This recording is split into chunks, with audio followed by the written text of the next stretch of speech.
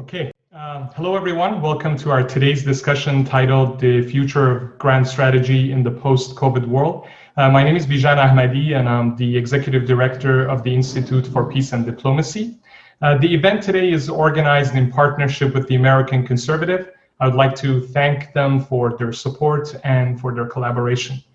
Before I introduce our moderator, let me briefly talk about our institute.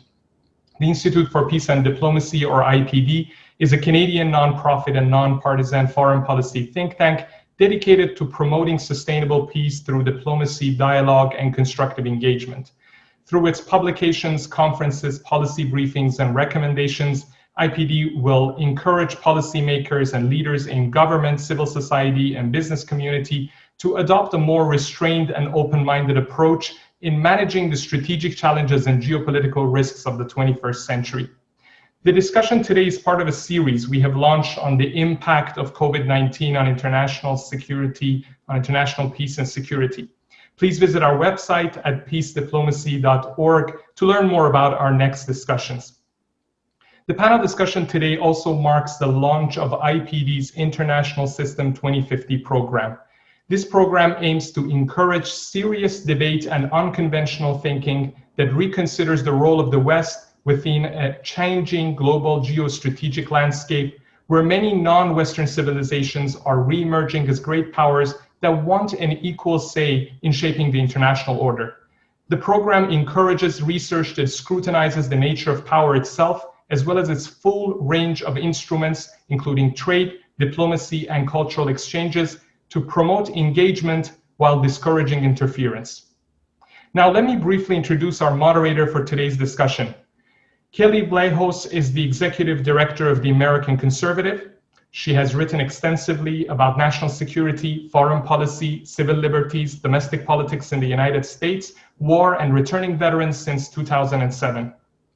She has appeared on Al Jazeera, NPR, C-SPAN, Democracy Now!, and Fox News, where she has discussed various national security issues.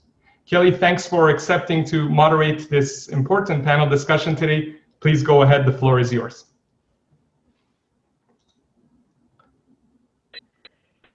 Thank you so much, Bijan, and thank you to the Institute for Peace and Diplomacy for inviting me to moderate this wonderful panel, as well as inviting the American Conservative, of which I represent, to co-host this event. So I'd like to start off with just some, general discussion that we've been having in Washington throughout the pandemic about what the sort of sea change is happening to the liberal international order, not only because of the upheavals of COVID and the global pandemic and the fallout economically, but also we have this hyper-competitive presidential election going on in which we have two vastly different worldviews being represented. You have the Biden campaign representing a sort of a return to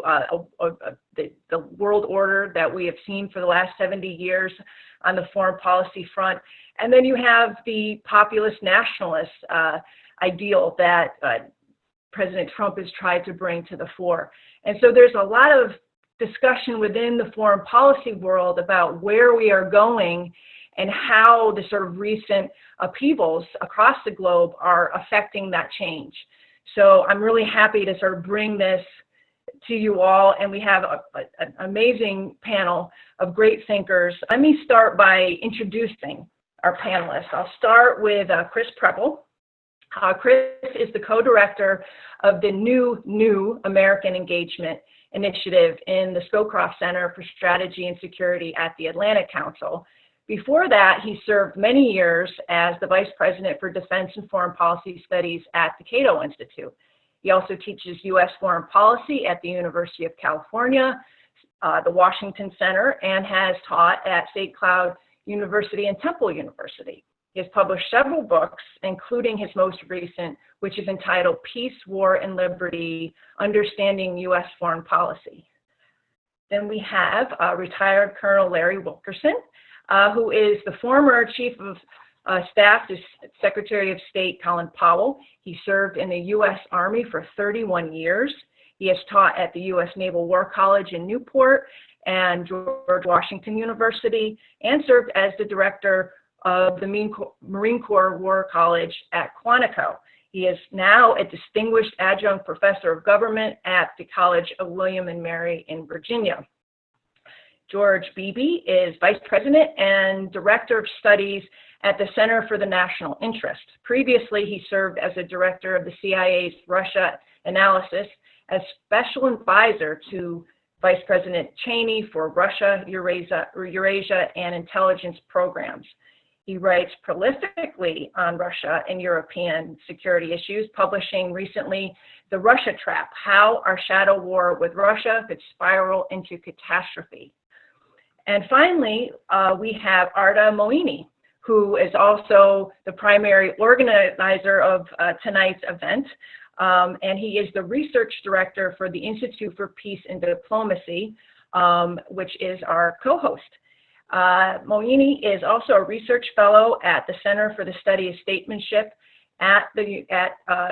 associated with Catholic University here in Washington, D.C., as well as an elected member of the Academy of Philosophy and Letters. So thank you all for joining me. I really appreciate it. I'm going to start off sort of with a global question. The world is undergoing a global pandemic. At the onset of the crisis, which included massive global uncertainties in the markets and state economies, there was much speculation about how it might affect the existing international order. Many said this would further accelerate the multipolar world and great power competition, with the U.S. losing its grip. Standing here 6 months later, has COVID really created this dramatic change? And if so, what does it look like? I would like to turn to Chris first. In July, you wrote an article that America's European and Asian allies were actually able to construct viable health responses, in part by building on their universal health care systems and working in partnership with others. You noted a 750 billion euro COVID recovery fund that had been, organized for this recovery. While the U.S. has mainly threatened allies with tariffs and has seen its coronavirus response recovery flail and flounder at home, what does this signal for the U.S. as a world leader as tensions continue with China and allies begin to look elsewhere for guidance and leadership? Well, thanks, Kelley, and thanks to IPD for organizing this event and to Arta for the invitation to participate.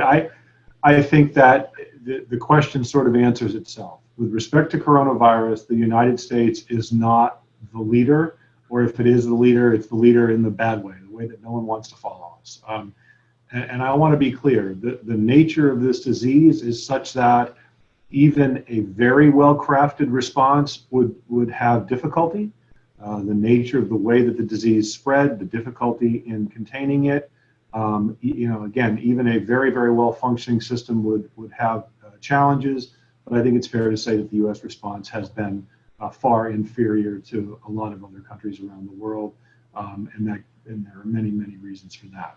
So I think there are two ways to look at that. You can lament the fact that the United States is not leading or not setting the standard for dealing with the coronavirus, or you can celebrate the fact, and that's what I tried to do in the article that I co-wrote with my co-director Matt Burrows. You can celebrate the fact that countries that once were flat on their back after World War II have taken advantage of the international system that has grown up since then to create a much more resilient order, an order that is not dependent upon the power of a single state or the leadership of a single state any longer. And that was the point we were trying to make in that article, is that precisely because some of these other countries, South Korea really stands out in particular, or Taiwan, a few other places like that, that were once so extraordinarily dependent upon the United States, and now have really set the standard. And if the United States was smart, we could learn something from how these other countries have dealt with this challenge. But I think we are still, we have not yet sort of reached that point where we're willing to learn and listen to others. Absolutely. I'd like to turn to you, George, on that, just taking it a bit further on the foreign policy front. And I'm sorry that I think I smushed both of your titles together. You had worked for the CIA in assessment and then worked for Vice President Cheney. It wasn't like one coexisting title there, so I'm sorry about that. So I wanted to ask you, in a March article, you said COVID, quote, debuted a more entangled but less trusting world that could, quote, contribute to a dangerous new phase of great power competition. There's been a lot of talk about how today's geopolitical chessboard resembles the multipolar world on the dawn of World War I. Do you agree with that? And can you talk a little bit about whether that means whether conflict is inevitable, military conflict? Oh, I think you're on mute. Muted. Now I'm unmuted. I'll cut right to the bottom line on that. I don't think that great power conflict is inevitable.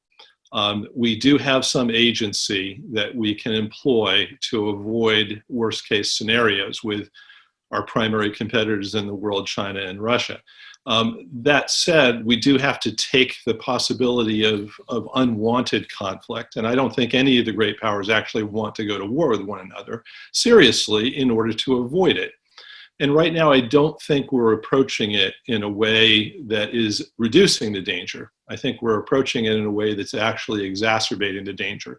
So we need to be thinking a little bit more deeply about all of this.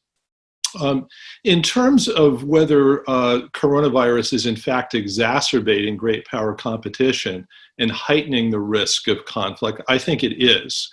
Not because it has fundamentally changed things, but because I think it has laid bare some pre-existing trends that might have been a little obscure prior to all this, but are now out there in the open for everybody to see.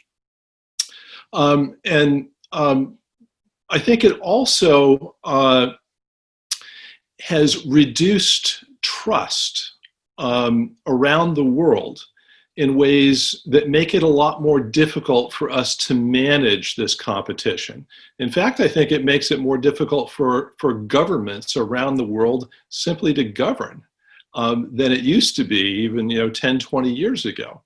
Why is that? Well, we're not operating from a common basis of facts. The information technology revolution, I think, has had a profound impact on polarization within countries and between countries, because we're not seeing the same sets of information. And so it used to be that, in the United States, for example, we had Walter Cronkite, who, we would all watch in the evening on television, who would tell us what the facts were, where truth lies. And our debates were really over, what do we do about this situation? How do we handle the facts that are presenting themselves? And we had disagreements over the best policy course, what the best prescriptions were, but we really weren't fighting over the facts themselves to anywhere near the degree that we are today. And now we've got a situation where algorithms are exacerbating these very polarized perceptions of where truth lies. That makes it very hard for us to get to a common basis for debating policy. And this is happening within countries and between countries. This makes managing that great power competition a lot more difficult. It's difficult to formulate coherent policy. It's difficult to prevent these divisions and polarizations from undermining the ability of governments to produce coherent approaches to things. So I think this is making our broader international system more fragile, more vulnerable to inadvertent spirals into big problems.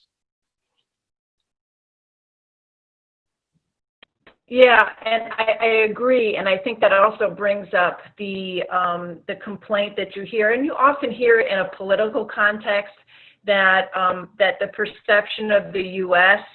is as incompetent or falling down, or not an effective leader as it once was. And that it makes me think of, after the Iraq War and the failures to have a decisive outcome in that war, and you saw this in the New York Times piece yesterday, the refugee crisis that had occurred, and the economic issues that had befallen not only here but abroad, that we sort of lost the the myth of being this world leader that everybody could turn to resolve and to sort of like be that guiding light out of crises. And I think, and this, I'm not saying this as someone that just wants to pile on to the current administration, but when you see that, how we responded to COVID and how other countries kind of took up their own way, and found the solution to their own public health crises without our help, that sort of like lends itself to what I said earlier about this perception that we are losing our grip, and that's something, we can talk about. I'd like to turn back to the question about changes in the international order. And I know, Arta, you had written a piece for the American Conservative that was up today, where you bring up this speech that Secretary of Defense Mark Esper had given in Europe recently. You say that he referred to both China and Russia as disruptive forces working to unravel the international order, which, quote, we have created together. And this is Esper speaking to our European allies. And he called on the international community to preserve that order by countering both powers, Russia and China. As it stands, you say, we are on a path to a series of Cold Wars throughout the century, if not a hot conflict between rival great powers that could spiral into World War III. Despite increased calls for realism and restraint, you say, in foreign policy, primacy is alive and well. Can you talk a little bit about that grim prophecy, and why you believe that it's going on this trajectory?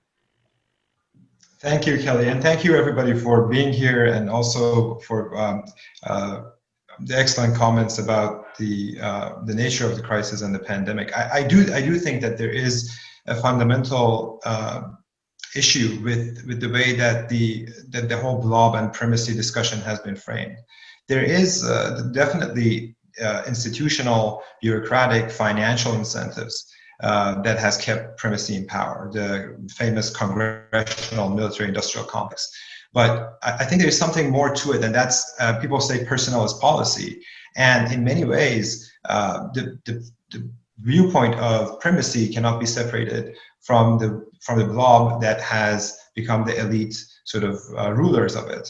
And I think a way to look at that would be through a generational analysis that I've tried to do, and to look at the phenomenology of the blob and to see really what is it that has made them into what they are, to incorporate a more philosophical approach to understanding the blob in addition to the materialistic explanations. I think could be salutary in showing what the sort of remarkable endurance and persistence of the blob has been. And recently Robert Kaplan wrote a piece on this, on the celebrating sort of the possible return of the blob as a return of the experts and normalcy.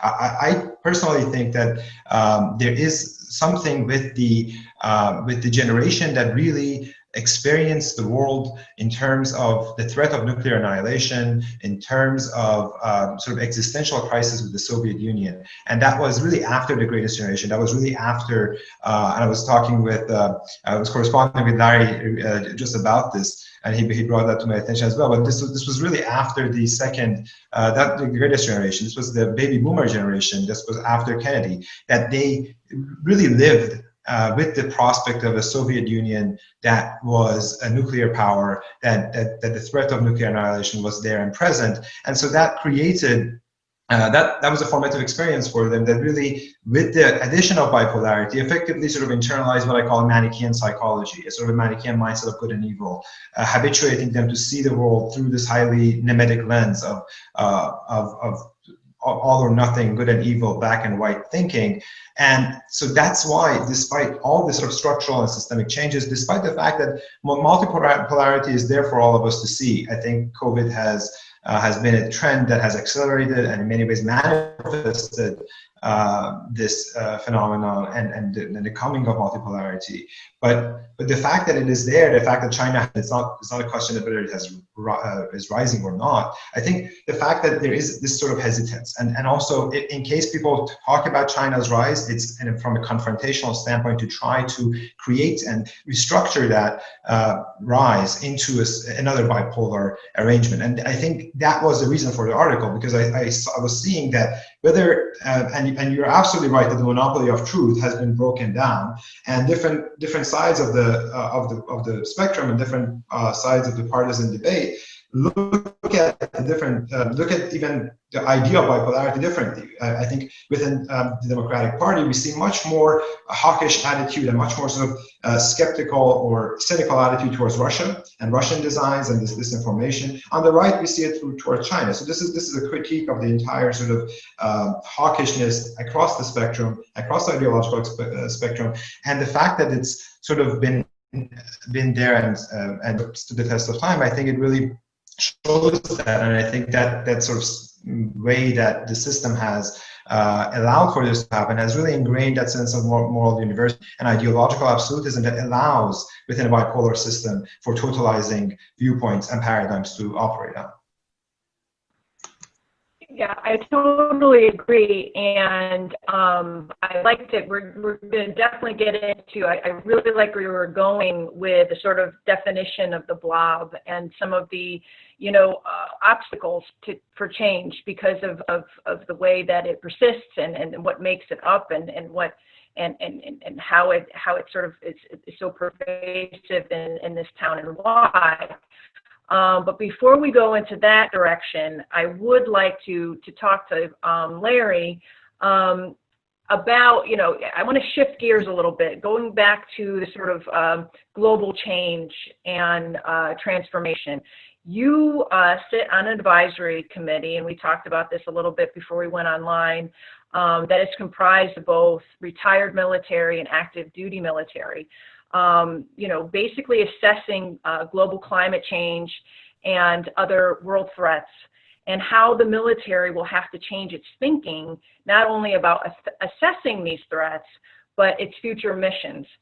I was wondering if you could share a little bit how you think that the global pandemic has ratified some of the things that you've been talking about and the direction that your advisory board has gone in.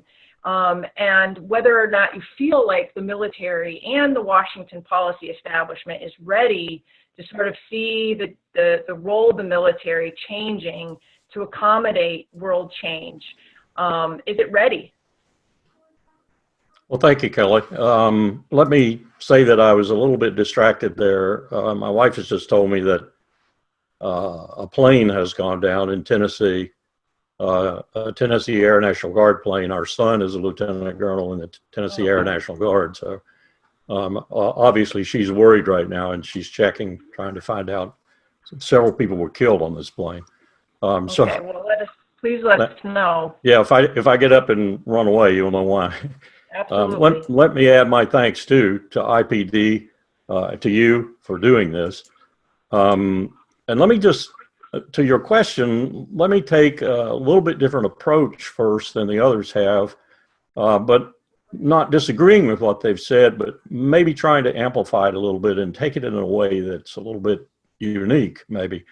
I happen to know Dr. Olsterholm quite closely from the time when 9/11 had occurred. Everybody probably knows Dr. Death now. He's an advisor to the National Task Force on Election Crisis, and he's been all over the TVs. I take his predictions about COVID-19's ultimate devastation seriously. So I don't think we've seen anything like the full extent of this pandemic yet. And the incompetence with which we've handled it to this point really alarms me in that regard, because I think it's going to get a lot worse. I also think it's going to do some irreparable, in many ways, damage to our economic stature, if it's not already wobbling because of the massive debt we have and so forth. So I certainly don't envy any new president on January the 20th with the task that's going to lie before him associated with the pandemic and with the economic crisis, which is going to be quite deep and profound at that time, I think. So that adds to the aura of the United States no longer being the leader of this liberal international order. It is producing such things now, like this conversation that's going on. For example, Richard Haas, my old boss, is involved in it, as to whether or not we should change our strategic approach to China, arguably the most important portfolio we have, to one of strategic clarity rather than the one of strategic ambiguity that we've had for so long. Well, that's taking time and effort, and it's taking brain power and so forth, when, as you just pointed out in your question to me, we have two really huge crises that the U.S. leadership is going to be essential to confronting us. The first one is nuclear weapons. We have taken the wraps off nuclear weapons again, perhaps even more dangerously than we did post-World War II. We have a situation right now where we have deteriorating, if any, arms control. We have new weapons being produced, new doctrines being created, and we have military leaders on both sides of the coin, if you will, saying and talking doctrinally and otherwise about using those weapons. Indeed, we're about to make a small one to put on a ballistic missile submarine so we can counter the small ones that Russia is making, which caused us to really destroy the really successful Intermediate Nuclear Force Treaty.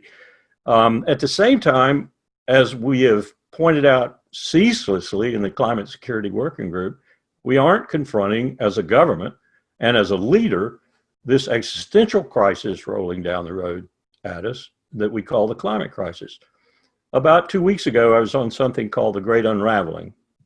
And in my small working groups were Singaporeans, Chinese, Brazilians, Bolivians, Eritreans, and so forth. The global south, as we were calling it, is already experiencing devastating results from climate change. They let me know from Brazil to Eritrea that they were already involved in it. We're looking at 170 million refugees in the world right now. We're going to be looking at probably 400 to 500 million in the next generation. This is a monumental task for the 7.58 billion that will be, at that time, people on this earth to confront. The United States is showing no leadership in this, other than the clandestine work that we're doing, like in the Climate Security Working Group. This is terrible. Talk about a major change coming. Talk about a true threat that's going to devastate us all. This is it. And when I say this, I mean nuclear weapons and the climate crisis. We're looking at a complex, for example, out on the Columbia River that's still run by Bechtel in complicity with the Department of Justice, the Department of Energy, and the Department of Defense, that is teeming, as it were, with nuclear waste. We're looking at the potential for Chernobyl times 10 or maybe 50 or 100 out there on the Columbia River. How many Americans even know about that? How many Americans know how badly we're managing nuclear waste, and yet we're going to spend $1.2, $1.3 trillion over the next 10 years to make some more of this stuff? You can say that it's because of the military-industrial complex, and I'll believe you, but it's also because we are insane. we just aren't thinking right. And we don't have the leadership to cause us to start thinking right. So I have a real problem with trying to develop some kind of strategic approach to the world that adapts itself to this multipolarity that's looming in front of our faces, when we can't even seem to do the things that are necessary to do to meet these kinds of crises. But we are going to be forced into it. We're going to be forced into it, or we're going to be eliminated from this planet. It's that serious. Yeah, and it's funny in a sad way that that's one of, I have not heard any talk about that during either of the presidential the RNC or the DNC conventions. So this isn't a topic that is very popular, even though it's probably, like you said, the toughest and possibly the most catastrophic problem or threat we face right now. It's as though we don't want to really talk about the real tough stuff. Let me just, we hear about global change, but yeah. I was just going to give you one example of today. Secretary Esper was talking about building facilities on Palau, and Palau wants him to build facilities there. Well, I pointed out in the meeting that in 1984, Kelley, the president of Palau came to CINCPAC, U.S. PACOM, we called them, commanders-in-chief then, and said to Admiral Bill Crowell, my people are going to need to move. Sea rise is so significant, my people are going to be needing to move. So I'm looking at the group today and I'm saying, so we're going to build facilities on Palau. Now tell me that facility we built on Kwajalein 5 years ago, $300 million facility that now is unusable because of sea rise, didn't tell you that you shouldn't build on Palau. Now, of course, this is a move to a riposte, if you will, at China's building things in the South China Sea.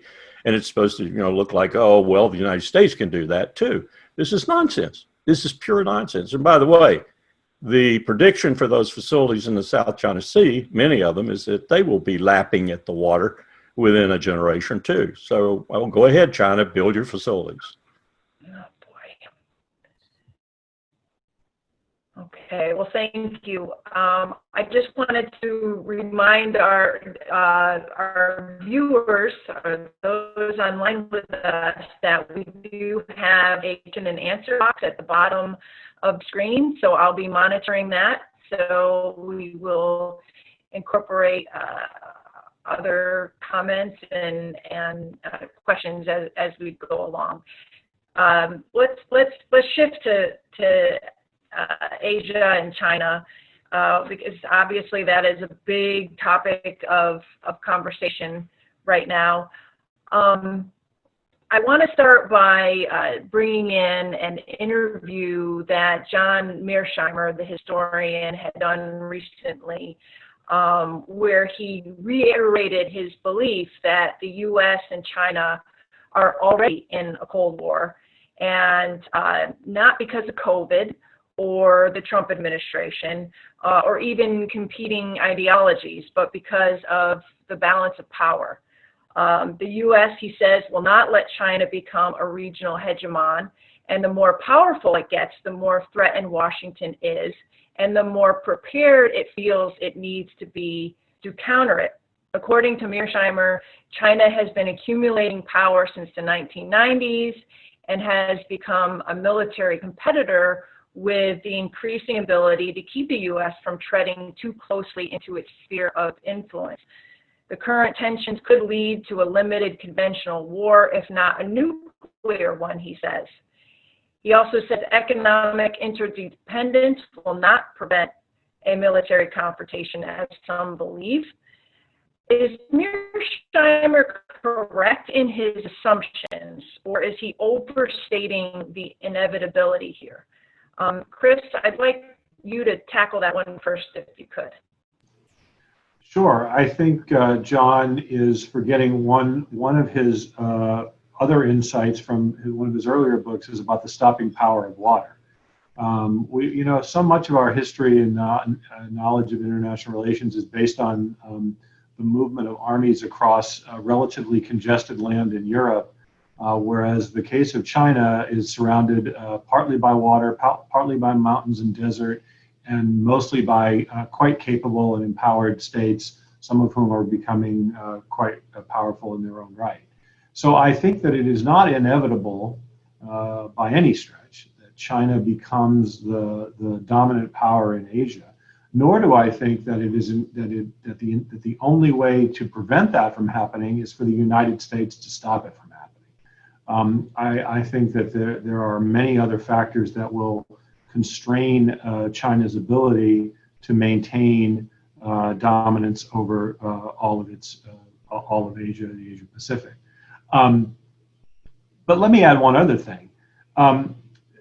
If it were true that the United States and China were inevitably locked in a cycle of conflict from which there was no exit, then no right-thinking person under any circumstance could argue for the United States to be trading with China, and because you're in effect allowing them to grow wealthier. I know there are a handful of people who believe that the United States should decouple economically from China, but no serious economist or serious thinker believes that that is either possible or wise. So I think we need to think much more creatively about how the United States and China and other countries in the Asia Pacific will work together to manage the risk of conflict, to continue cooperative trading relationships, and to avoid this cycle that Professor Mearsheimer predicts.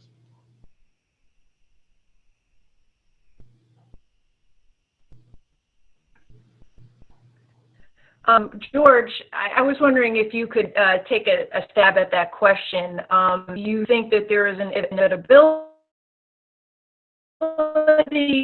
or do you think that it can be avoided, as Chris might suggested? Well, I'm sympathetic to Professor Mearsheimer's fundamental argument that the changing power balance between China and Russia is driving competition and heightening the dangers of conflict between the two countries. That does not mean that conflict, actual warfare, is inevitable. Neither side wants it. Both sides recognize the danger that a direct military clash would pose for both of them. It's an irrational objective for any country to have. The danger that we face is that each side might see some advantage in chipping away on the margins of the other's power. And that can take place, regionally and in various,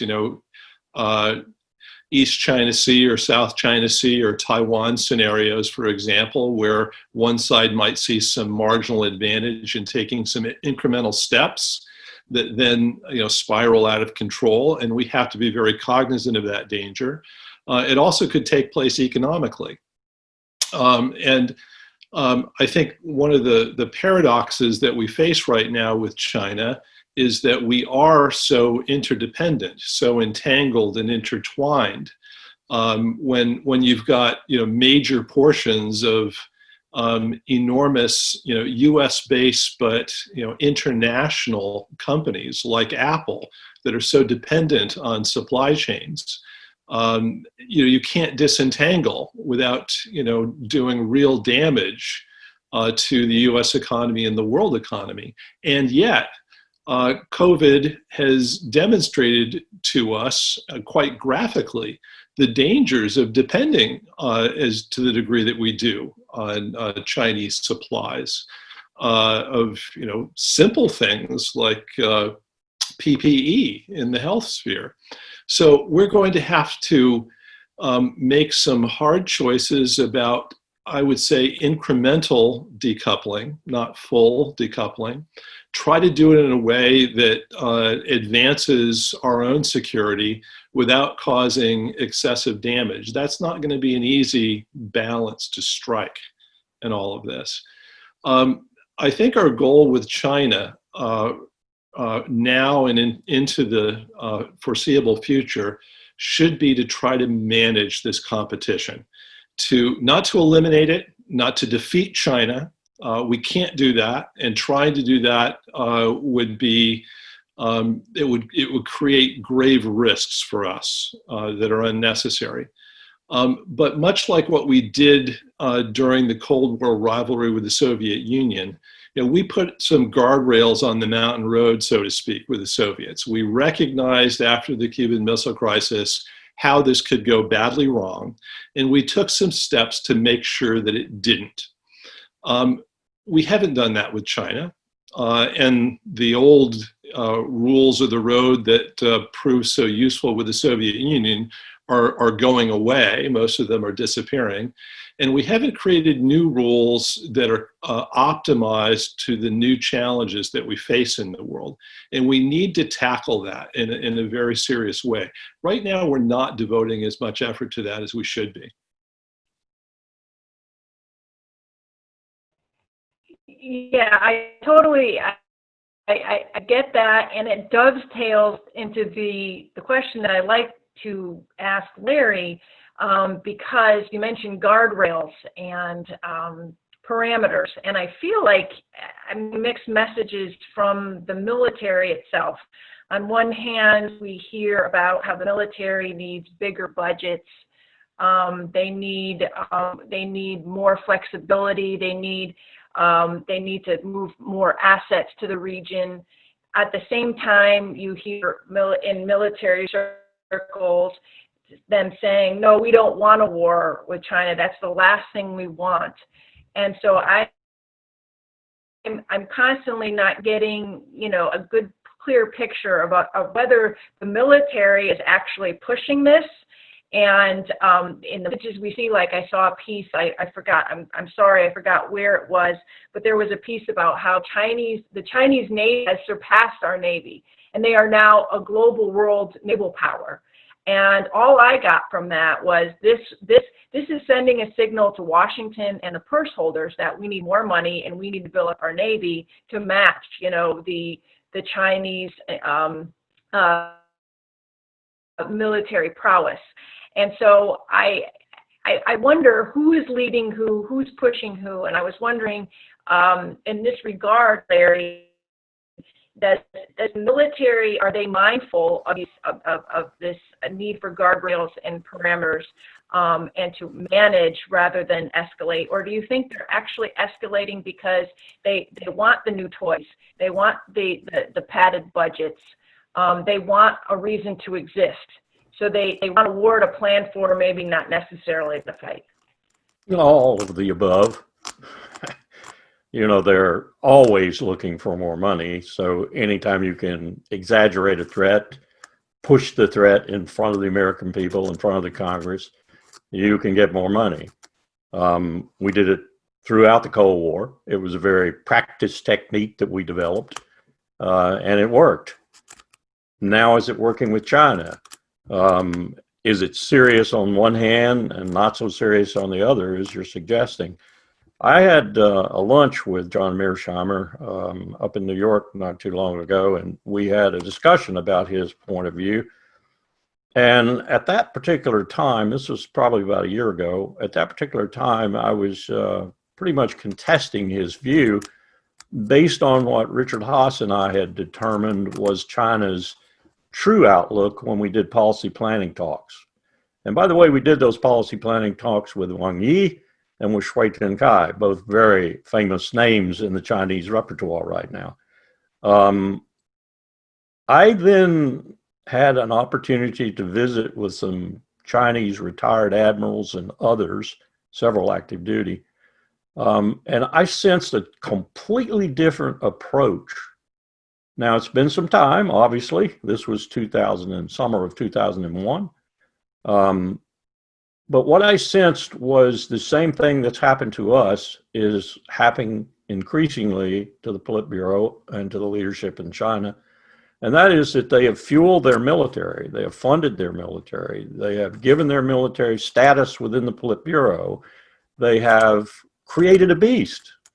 And whether Xi Jinping and his crowd of civilians can handle that beast remains to be seen.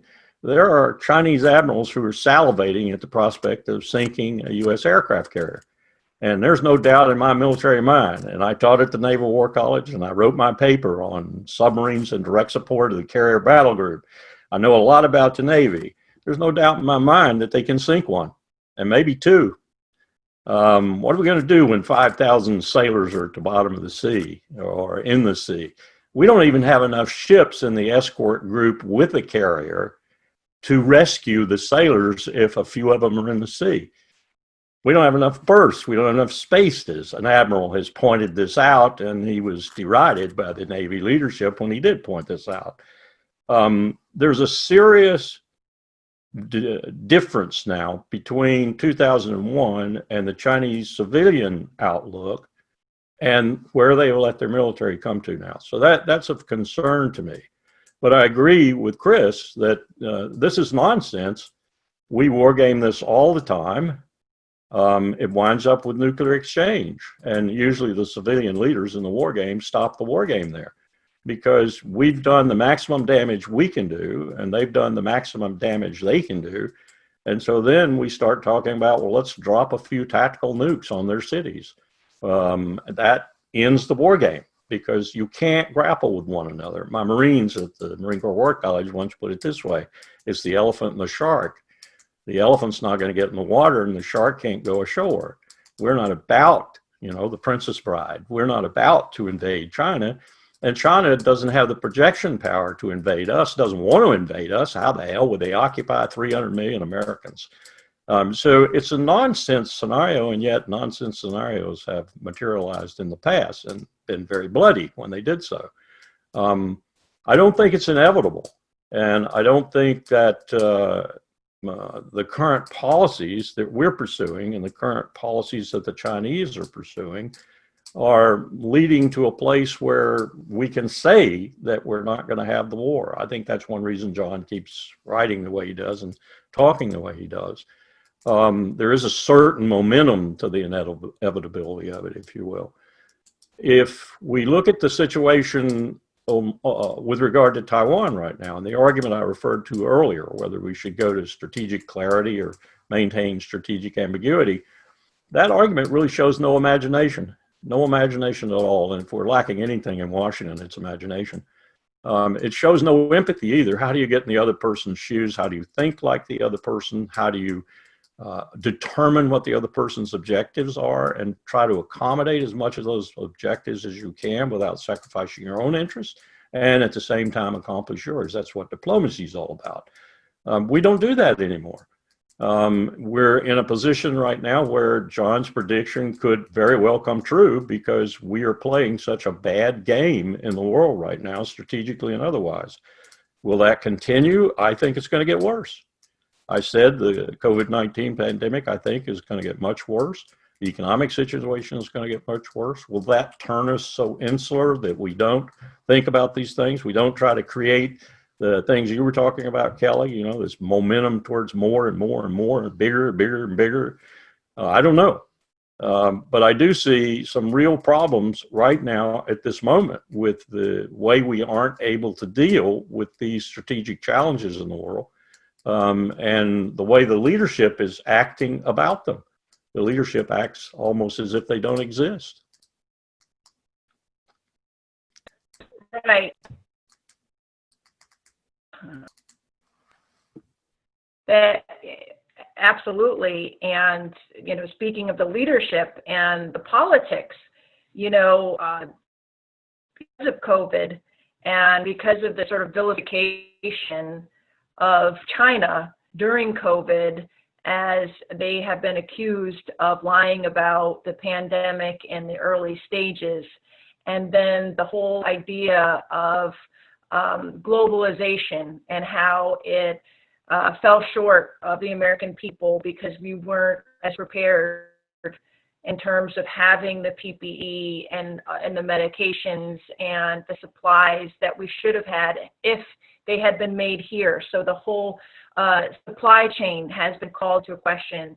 All of our trade connections and with China have been called into question by our politicians, mostly in the Trump administration, but it has a lot of traction for American people in terms of how much we've given over, not only to the Chinese, but to foreign entities in terms of jobs and our supply chains, and not being able to take care of our own here. And this has become quite a mantra politically for the Trump administration, and it has really forced the Biden administration to talk tougher about China, not only about these economic and trade issues, but also about human rights and Hong Kong, Taiwan, and also civil liberties and the spying and the intellectual property. So I feel like the rivalry, the competition, the sort of threat has been escalated by COVID and the general politics of our time. And I wanted to ask Arta,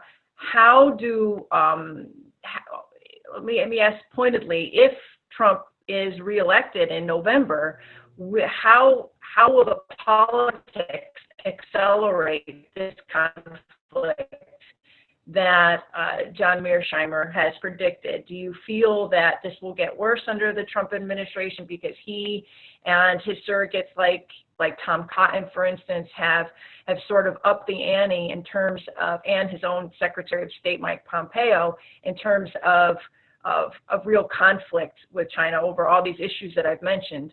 Or would a Biden administration be any better sort of managing that conflict?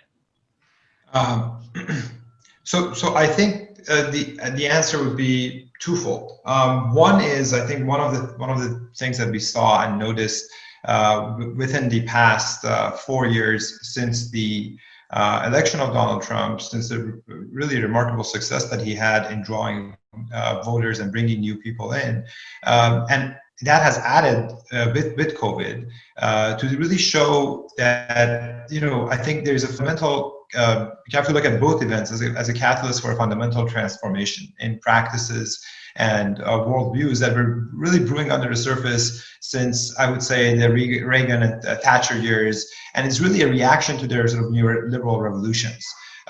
So I don't buy that sort of, personally, that we can go back to any sort of normalcy, whatever that was, or however desirable, whose desirability is suspect, however desirable that might have been. And it also has, and you kind of pointed this out as well in your remarks, I think it's, another thing that we have seen is really globalization is not an unequivocal force for good. That like every phenomenon, it has benefits and it has costs, and that those who claim that its effects have only been positive are either deluding themselves or ideologues. And this ideology is globalism. So we need to separate sort of globalism and globalization. And so when we do this, we see that there are fault lines. There are fundamental spiritual and ideational fault lines in our time that really separate and really frame those kinds of questions about truth and polarization. And part of it is between that sort of globalism and on the one side that prioritizes sort of corporations and profits and doesn't really have a sense of, it doesn't give any credence to loyalties, traditions, and backgrounds. It doesn't look at that and disparages those limits and what I call communalism, a sense that emphasizes community or localism. And whether it's nationalism, whether it's the more pernicious and dangerous sort of racialism, and whether it's civilizationalism, they are all movements that really are putting that globalist agenda of the past sort of 30 years, the neoliberal, really Reaganite agenda, in complete sort of conflict with the nationalist, populist, with the anti-establishment and movements across the West. That's in America, that's Brexit, that's you can see this all everywhere. And then to add to that, to this whole narrative, there is, I think, a class argument as well. So a lot of people who look at these issues, they look at it in terms of, well, the corporate class is really this sort of cosmopolitan class. They're not tied to these places, and they have really, and our livelihood has suffered. So it becomes that sort of class argument. But really, at the bottom of it, when you even peel back one more layer, all the talk about income inequality and justice and economic justice. And these kinds of conversations really, especially in Middle America, you see that it's really about culture. It's about a way of life and preservation of cultural heritage. And the fact that, to be frank, the idea that growing American military power over the past really 75, but specifically 30 to 40 years, has the idea that has actually been conducive to the pursuit of American interests or national interests is baloney. The more that we have pursued this kind of over-militarization and this kind of being everywhere at once and being the policeman of the world, I would argue the less safe that we have been.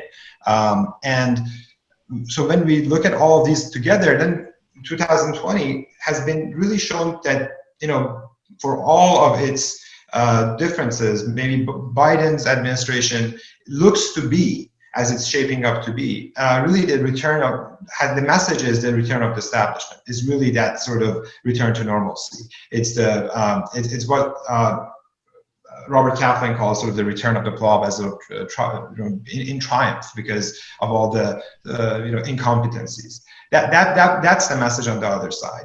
But I think the Trump administration, the second Trump administration, will be different. I think the problem that Donald Trump had, I think he was really a friend would call it an id, and an id of in that sense he spoke some truths that some people gravitated towards, but there was no really comprehensive policy. There was no to actually do this, and he wasted 3 years, and he was a lot of people around him were people who were accredited neocons, and they completely did things that were completely against everything that Donald Trump stood for.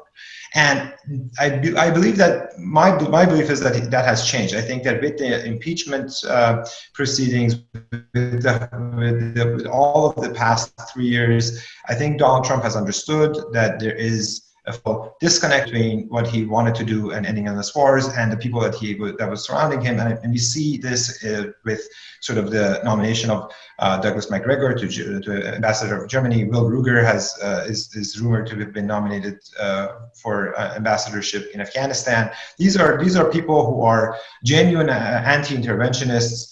These are people who are very much in line with a much more sort of putting less militarized understanding of American foreign policy. They're anti-premises and pro-restraint. And so to have these people, to really allow yourself to be surrounded with these people, I think that the second administration of Donald Trump really has a feel to me that it could be the third administration of Eisenhower that we never got. Eisenhower was the one who understood that this is really, we have that sort of military-industrial complex. He really understood that there is something that's forming underneath the ground. It's swelling, which we can call it the blob. But he wasn't in a position to do anything about it because he was leaving. I think that the prospect of Trump re-election could allow for a reckoning with the blob to finally sort of come to be and really actually see what policy and personnel looks like that could actually bring this about.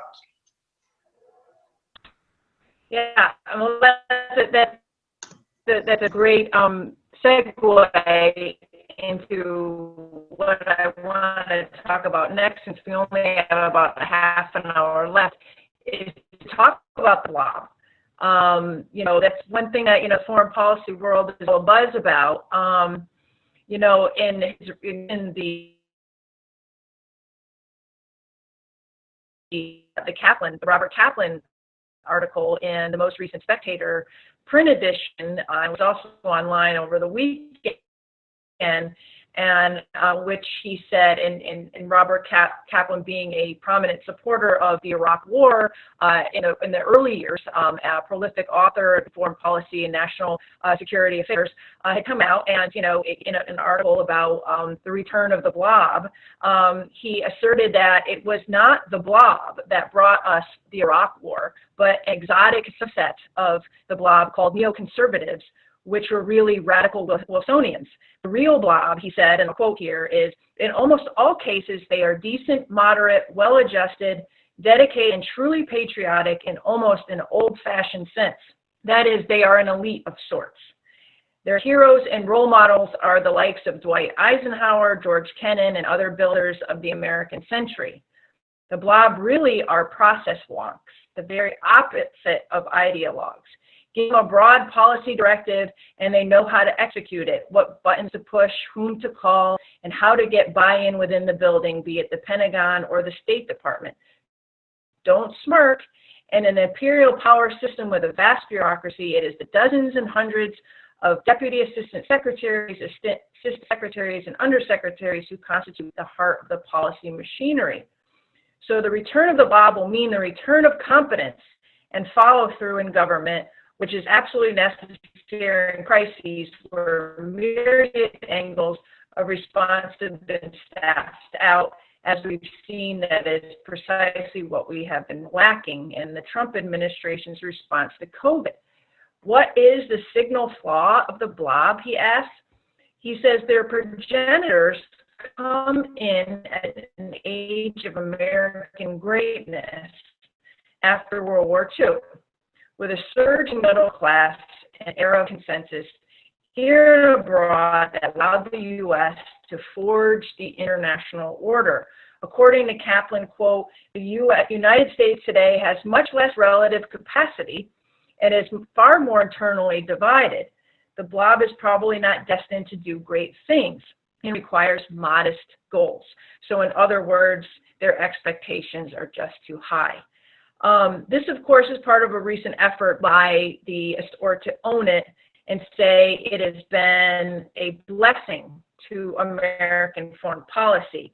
I know we don't have a ton of time to go into the entire etymology of the blob, but Chris, can you kind of describe for viewers what the blob is? I mean, and try to be succinct. I know you can't because you've written about it and debated about it, but when we talk about the blob, aside from what Kaplan is saying and how he's trying to own it, what is it? Well, I think the short answer is it is the foreign policy elite, it is the people who are responsible for executing U.S. foreign policy. And I actually think there's a lot that Robert Kaplan says in that article that I would agree with, is that the inability to adapt to the changing geopolitical circumstances. This all started when the United States was in a much stronger position, both internationally and domestically. There was much more cohesion internally. And I think we haven't talked enough in this discussion so far about the weaknesses within our own system and division and the polarization. George alluded to it a little bit. But I want to come back to something that Arta said, because I think one of the key areas where the foreign policy establishment was called out was because of the disconnect between the foreign policy that they were pursuing and the public that was supposed to pay for those wars and provide the people for those wars. But here's where I disagree with Arta. I think that those people who attacked the foreign policy establishment and then used globalization as a foil, right, and identified a foreign enemy as the source of people's economic distress is badly misleading and frankly dangerous. It is not mostly foreigners taking American jobs. It is technology eliminating jobs. Look at your iPhone. Ask yourself, how many products have been replaced by this device? Look at the apps on your phone. I used to buy cameras with film, Then I bought digital cameras. Now I take pictures that are better than any camera I ever owned in my life on this device. I used to own a day planner. It's gone. I used to own calendars. They're gone. I used to own all of these things. Those jobs weren't stolen by Mexicans or Chinese or Canadians or Germans. They're gone. That's what is actually driving the changing economy. And by demonizing foreigners as the source of people's economic distress, we can see where that ends up. And it's not a very pretty place. We're seeing it play out before our very eyes. And so I warn people as strongly as I possibly can, don't go down that road because it ends in tragedy.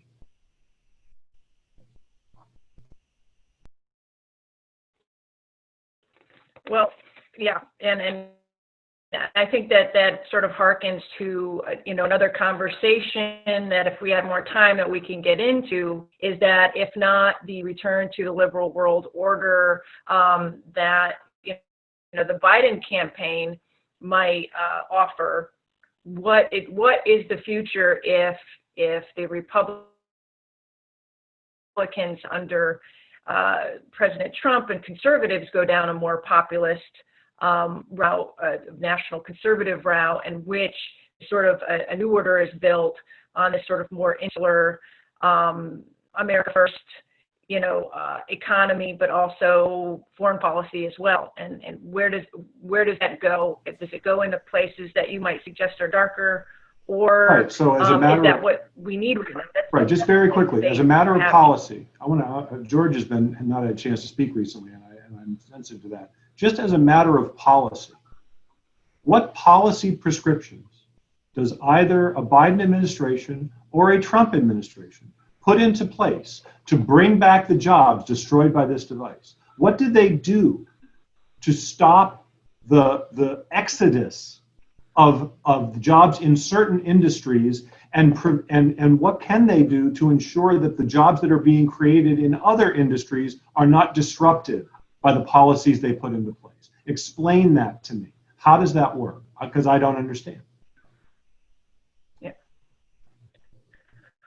Well, George, I don't know, we just shift, and that is excellent question, Chris, but just to shift back to the sort of foreign policy establishment, right now we're looking at, if we're going to talk about the blob, and we talk about, let's just say the old elite who are a little chafing against the criticism that restrainers have brought to the sort of fore over the last few years. And let's face it, as whether we like him or not, Trump has opened up some space for conversation about whether or not our overextension of power and hegemony and the last 70s and most recent war failures need to be scaled back, and whether we need a change in the way we think about the world and our role in it.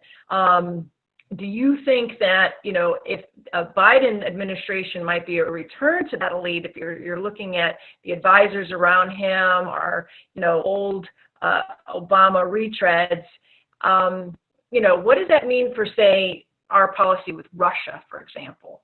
Restrainers would like to say, let's get off this business of blaming Russia for everything, because all it's doing is the status quo when it comes to Russia and this new post-COVID multipolar world. Well, I think that the return of the blob, the return of the establishment, the return of normalcy that Biden is proclaiming will happen should he win the election in November, has some small upsides, but also some rather significant downsides. I think Kaplan's point that these are people that know how the interagency process works, know how to pull the levers of government effectively, create policies and implement them and follow through, is all correct. Trump, for reasons that are partly his fault and partly not his fault, has, put together an administration of people who were, not the best and the brightest, not particularly experienced. third and fourth stringers, and it shows. I think we would expect in a Biden administration that to change. However, I think the fundamental foreign policy concepts that Biden's team is employing are not optimized for the challenges that we're facing. Russia is just one notable example of that. But if we're entering into this world of great power competition, in which the United States faces rivals in Beijing, which are essentially peer rivals, and a resurgent Russia, certainly a revanchist Russia, not anywhere near as capable as the Chinese, not a peer rival with the United States, but certainly a formidable challenger. It makes little sense to adopt a policy approach to those two countries that actually incentivizes them to cooperate against the United States, which we've been doing, either intentionally or unintentionally for quite some time. And I see little prospect of that changing under Biden, given what they're saying about how we should be dealing with Russia. Who this blob is important to recognize. Arta talked a little bit about what you might call the sociology of the people themselves, pointing out that a lot of them grew up in a period where the United States was the unchallenged world hegemon. I think the baby boomer generation that went through a number of formative events. The Cuban Missile Crisis was one of them. The Vietnam War was another one. I think that taught some important lessons about how we needed to manage rivalries in the world.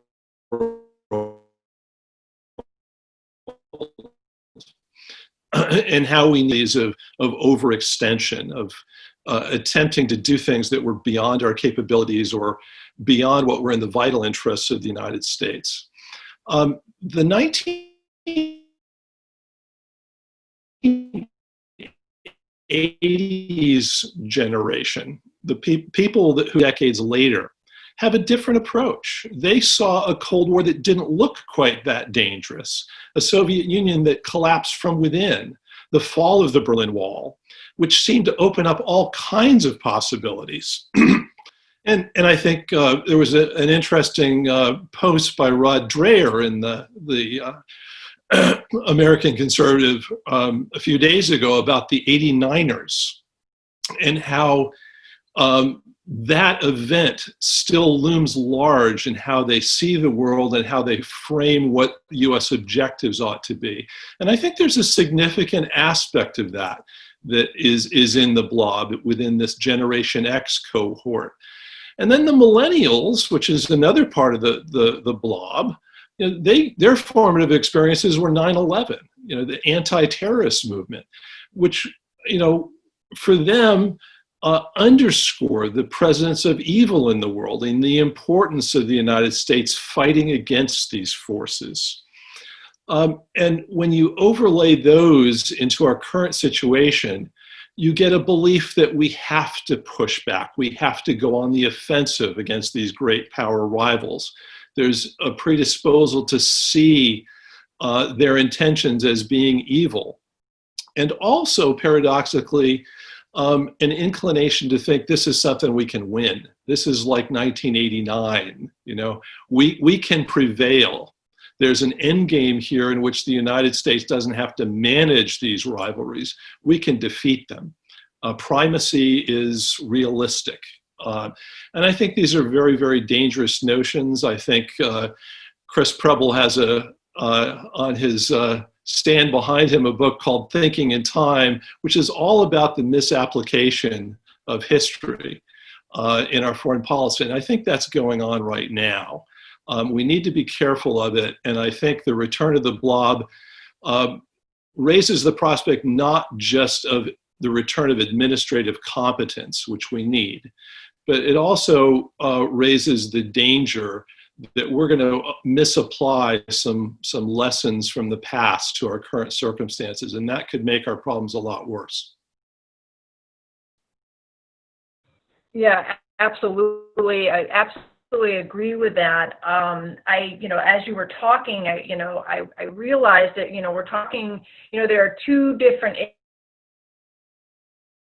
issues here that all come together. You have this existential worldview that you described that's multi-generational, coming at it from, different points in eras and different life experiences, but that's the sort of ideology that undergirds, the blob. And then you have the architecture, which is, the defense industry, which is, powered by bureaucrats, politicians, consultants, academics, think tanks, and then, a military institution that's a planet on it to itself that employs hundreds of thousands of people and sustains families as well. So you have this whole ecosystem undergirded by an ideology, but it is an architecture. And to attempt to sort of turn that around and affect change seems like an overwhelming task,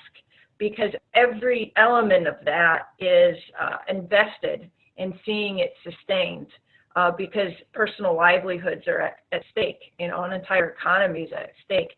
Larry, you worked for 31 years within the military. So can you tell us a little bit about how, and we don't have a ton of time left, we got about 10 minutes, but can you tell me how difficult it will be to sort of affect change after generations of conditioning, to be sort of powered in a certain direction? It'll be extraordinarily difficult, and I think it will take a cataclysmic event to make it happen. You're not going to get it out of the unimaginative leadership that we have in the Pentagon right now, or any of that that's coming up. I remember one time when Senator Hagel called General Powell and said, "I've got a list of 2 stars and 3 stars on my desk here, and I'm supposed to approve them. I don't see a single person here that I would make a commander-in-chief of a unified command, that I would make a service chief, or that I would make a member of the Joint Chiefs in terms of the chairman. What do I do?" And Powell said, "I told you, we have not been educating and training a clientele of brilliance. We haven't won a war in 20 years. Have you seen any general who commanded in Afghanistan or commanded in Iraq or anywhere who fell on his sword and said, 'This isn't working, Mr. President or Mr. Secretary of Defense'? We haven't had a single one, not a single one. And yet they haven't done anything effective in any theater that we've been engaged in. And now you're asking me to comment on whether or not they'll be brilliant enough, imaginative enough, creative enough to meet this challenge of change and difference."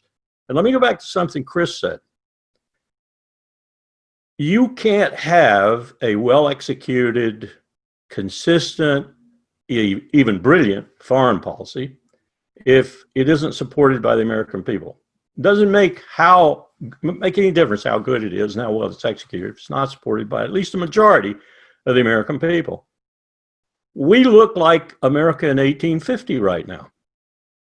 If you look at the period between 1850 and 1860, and then you look at the period between 1866 and 1876, you are looking at an America that looks a lot like us now. How in the world do you get a decent foreign policy, a decent strategic approach to the world, and get the American people to support it when they can't even support you? Because they're split 50-50. There are political scientists who will tell you when you're split 50-50, you can't govern yourself. We have enormous domestic problems right now, not to even talk about getting a good foreign policy and carrying it out consistently and well. How do you get the American people to support it? And the military looks at that all the time. And the only way they can get that is to continue the same and tell the American people that they're threatened like hell, so they'll continue to pony up the tax dollars. So I don't think you're going to see anything creative out of the Pentagon. Yeah, that's an excellent point, and I know that Chris has talked about this before, in that, you know, when you poll the American people, the majority do not want any more war. They want us out of Afghanistan. They want us out of Iraq. You know, I think that there's more, you know, agreement among the American populace about where they want our resources to go right now and what we want to focus on. They don't want to focus on these overseas entanglements. But then, as you point out, Larry, when you get the polarizing messages, you know, and all it takes is saying that China this is a Wuhan virus on the other hand, and Russia is meddling in our elections at the other hand, and that riles everybody up, because that old Manichaean, you know, messaging really works magic. You know, so it is very frustrating, and I don't want to not end on a high note. Maybe, Arta, you can talk us, maybe as somebody from a younger generation, about maybe some of the hope you see in turning some of this messaging around. I mean, you've written pretty extensively about this Manichaean, this dichotomy, you know, the good versus evil, and how it's pervaded the generational, order when it comes to foreign policy. But do you get a sense that people your age and where you're coming from in the foreign policy IR world are not buying it as much, or they're ready for change?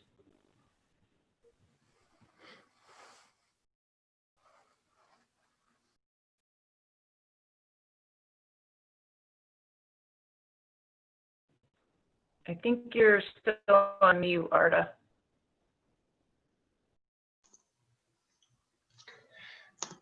Yeah, sorry, I couldn't seem to get it working. Yeah, I mean, I do think that there has been a fundamental shift, but in one sense, I think George mentioned 9/11 as a formative experience, and for the people who were who had gone through, and again, a lot of the people that I'm talking about as millennials were people who were whose experience of 9/11 was seeing us entangled in foreign wars, and they ended up starting asking these fundamental questions about what are we doing, and why is there such great presence of American troops in Asia? Why is it in Eastern Europe? Why is there so much presence in the Middle East and elsewhere? And this view that we are doing this out of no benefit to the American people, out of no benefit to national interest, that this presence itself, in and of itself, in Korea, in Japan, makes the system inherently unstable. Larry talked about how very easily we can have a huge crisis escalate. And just the fact that we need to be everywhere at the same time, the critical aspect of that came, I think, from that. That's what I mean by the sort of shift in the millennial perspective. And if we think about the blob as a whole, blob, I think is a very interesting and nice sort of image, because it doesn't really have anything of its own. It has things imprinted upon it. And really, for over let's say 7 years, what it has been imprinted on really shows the different, the really schizophrenic quality of what I call American psyche. Going back to the founding, we have had two specific kinds of looking at the world, and those two are extremely polarized today, but they're really two different ways of looking at the world, and in different times one has won over the other. Over the past, since World War II, we clearly had this, what I call the idealist and idealistic win over, because of the structural reasons and because of other reasons discussed. That really won over. That became the exclusive paradigm. That became the dominant paradigm that had been unchallenged for so long. The presence, the coming, and the existence of the multipolar order, actually what it does, it facilitates that change, and that change in the imprinting of the blob, and that moves to a different strain of thought that we have seen since the founding, and that's the one that's embodied by George Washington and Alexander Hamilton. It is that's memorialized in the American Constitution. It reflects a more conservative temperament, not ideology. It's very not ideological at all, but it's a conservative temperament that really is like an Aristotelian approach, steeped in the virtues of sophrosune and moderation. and phronosis and prudence. That is the sort of small republicanism with an R, and it has a certain element which really is an aristocratic element and elitist element, which is sensitive to paradoxes and limitations of power and its exercise, and particularly alert to dangers of empire and overreach. This is what I think is the impulse that I think we should move towards, and I think we should remake the blob in the image and give more space to that realism and restraint talk, and really decipher what that ideology is that gives rise to projects of empire. That sense of moral universalism and moral superiority. And I think universalism is a danger because it's anti-historical. And when I talked about globalization, I was talking about something different. I was talking about the fact that it seems like on the surface it's a lot about economic nationalism and economic stuff. But really, we need to move beyond that. There are cultural reasons, and we need to have a more maybe cultural realist approach and understand that there are cultural reasons. There are different cultures having different viewpoints, having different worldviews. Ours is one of them, and other cultures are going to have their own, and we cannot expect to impose our way and our way of life to others. And so this to me means, in terms of policy, it's very simple. We need to disengage militarily and engage instead economically, commercially, and diplomatically. Be open for business with other nations, compete on the economic front, but don't make that into an existential all or nothing sort of containment strategy and go back to a Cold War period, because that is that precise Manichaean mentality. That is that precise sort of all or nothing approach. And I don't want to give a rosy picture. I think the challenge in front of us is very, very enormous, but I do think that the only thing that you can't stop, the only thing that really is inevitable is that history never dies and that the generations change. That's excellent, really is. I wish we had more time. We got 2 minutes. I'm going to do like a little lightning round. My question is, so we can try to think positively. Is there anything about the current, including COVID, including domestic disruptions that Larry had mentioned, that could actually spur positive change? Do you see anything happening on the grand strategy front that could come out on the positive end from all this tumult we're seeing overseas? Chris? I'll say very briefly, I have a bit more hope for the younger generation. I think that while it's true that they grew up in the shadow of 9/11, I think they recognize the shortcomings and of military force as an instrument of American power and influence, and therefore I think they are much more open to other tools of global engagement, and so I'm optimistic for the future for that reason. Great, George. Well, I think if there's one optimistic note I could point out, it's that the United States is being forced to come to grips with the limitations of its power, of what it can realistically aspire to do in the world. And that's a good thing. The fundamental prerequisite of any strategy is to reconcile your objectives with your capabilities. We haven't been doing that. We've been living on credit cards, literally and metaphorically, and that's starting to end, and that's a good thing. I agree. Larry? I'd like to echo what Chris was saying and what George said, and really what Arta said, because that's the way my students feel. That's the way my students at William & Mary feel. And that's going to be the change. They are the change element. In the demographics that are going to vote in November, for the first time in our history, the 40s and under are going to dominate. That's a sea change. And it's going to make a difference, I hope.